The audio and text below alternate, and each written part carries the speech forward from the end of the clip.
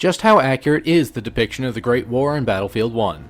Good afternoon, everyone. To those of you who don't know me, my name is Doodleman149, and I'm here today to look at all the They Shall Not Pass maps for Battlefield 1 and give you the history behind each battle and what may be different between the in-game depiction and reality. In case you forgot, this was the first DLC pack and featured the French army. This may be a lengthy one, so I've added chapters to the video if you're looking for your favorite map. So strap in and grab some popcorn as we look back at the history of the battles that inspired Battlefield 1. Verdun Heights.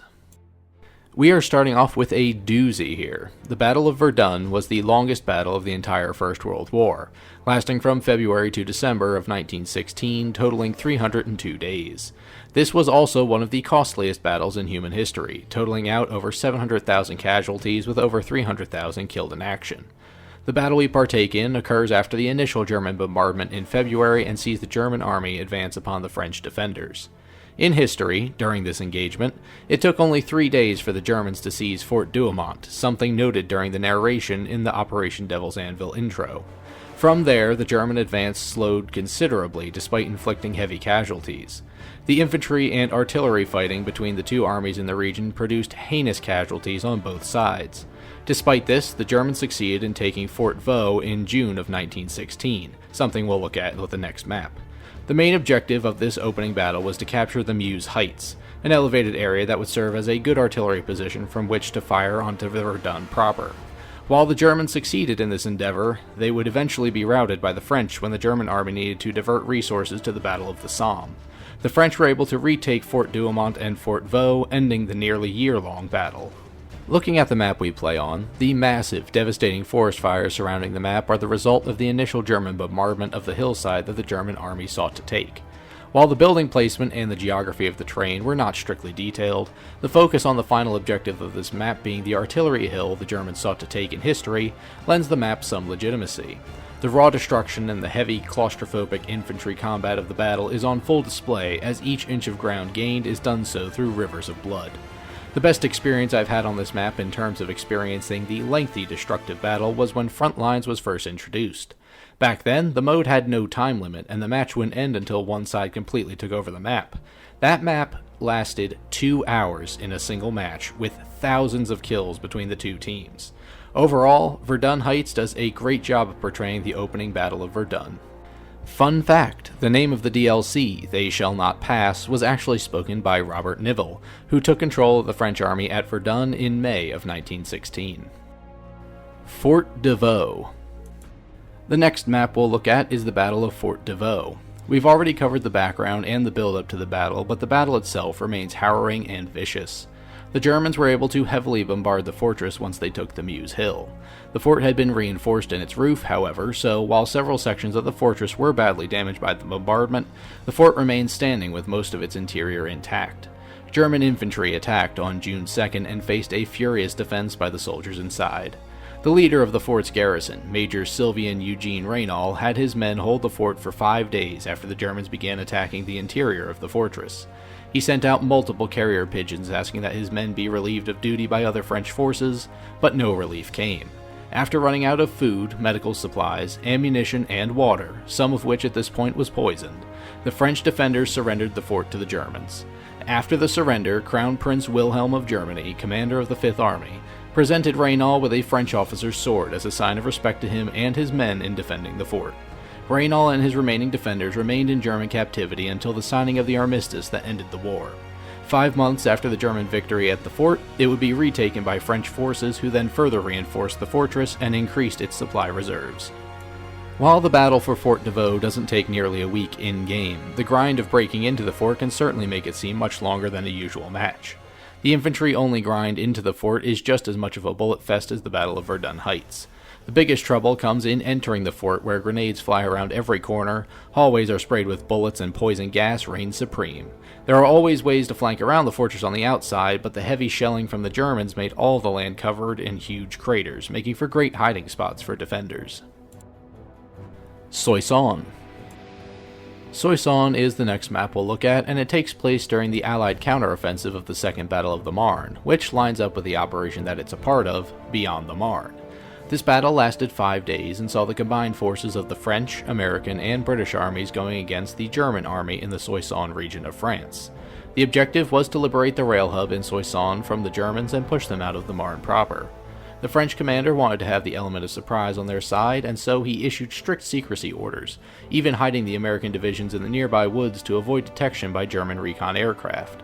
Despite this, deserters from the French army informed the German command of the Allies' plans and troop buildup, and the Germans subsequently bolstered their defenses south of the Aisne River, which is where Rupture takes place. Allied forces advanced on the German defenders through treacherous terrain such as ravines and swamps, all while being shelled with artillery and machine gun fire, taking heavy casualties along the way. Despite the heavy Allied casualties and the German foreknowledge of the attack, they were overwhelmed in the first day on multiple fronts. During the night, troops south of the Marne regrouped with troops to the north of them as they were in danger of being cut off from the rest of the German army. After 3 more days of fighting, including gas attacks and air reconnaissance, the Germans were eventually pushed from Soissons. This was due in part to the rail station in Soissons being within range of Allied artillery, which would have made reinforcing the city nigh impossible. Instead of facing the prospect of their forces being trapped in the Marne, the Germans retreated to regroup. Based on what I've read, the battle we partake in is actually the 3rd day of fighting in the south of Soissons. The starting point of the French army being on a high plateau and being able to see Soissons in the distance confirms this. This hill was not close enough to actually secure Soissons with the previously mentioned artillery, but controlling this hill meant control of 2 roads leading to Soissons, which can be seen further down the valley. The end of the map in front line showcases the rail line, which were the main focus of the initial operation as, again, it would mean the end of German reinforcements. Granted, this railway is a bit far from the city proper, but it's still a nice nod to the real objective. Rupture. Rupture will be the next battle we'd look at. It takes place on the banks of the Aisne River, specifically. It takes place a month after the conclusion of the Battle of Soissons. Since I've already covered the battle in the last section, I'll instead discuss the first battle of the Aisne River. The first Battle of the Aisne was fought between the retreating German army and the pursuing British and French forces following the First Battle of the Marne. After the Germans crossed the Aisne River, they turned to face their pursuers in a very advantageous position. After crossing the 100-foot wide river, they went up 300 to 400-foot tall cliffs before leveling off as a plateau. The Germans took up positions 2 miles from the crest of the plateau with little to no cover between the German positions and the edge of the cliff.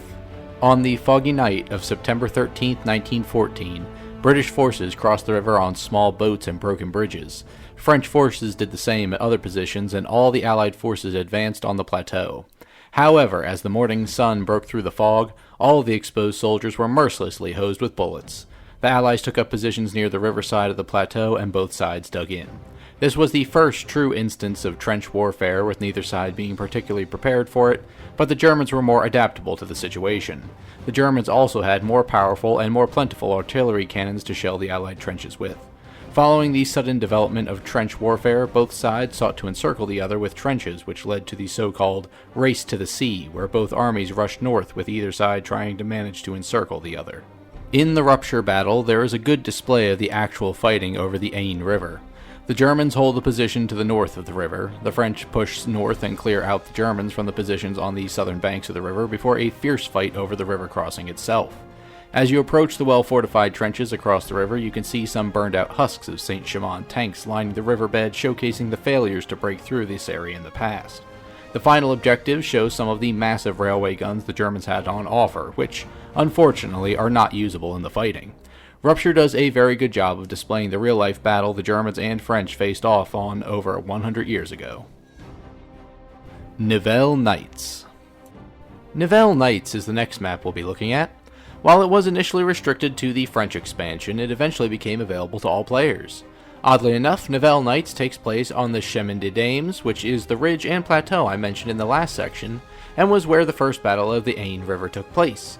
The name of the map, Nivelle Nights, refers to the second battle of the Aisne River, where French General Robert Nivelle launched a major attack against German defenses, starting by trying to soften them up with an artillery barrage of 5,300 guns.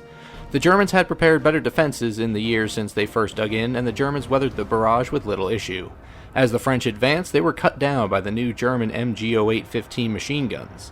Because of this, the French had 40,000 casualties on the first day alone. After the next 12 days of the operation and the French defeat, the French army suffered 187,000 casualties and the Germans had 163,000. The high casualty rate combined with the failure of the army to retrieve the wounded caused Nivelle to resign in disgrace. As we look at the map, the land between the trench lines has deteriorated greatly. Vehicle carcasses dot the landscape, buildings are all destroyed, and the only structures still standing are some ruins and the trench lines on either side. Nivelle Nights takes place in 1917, so you can see what 3 years of trench warfare did to the landscape and just how awful the conditions were.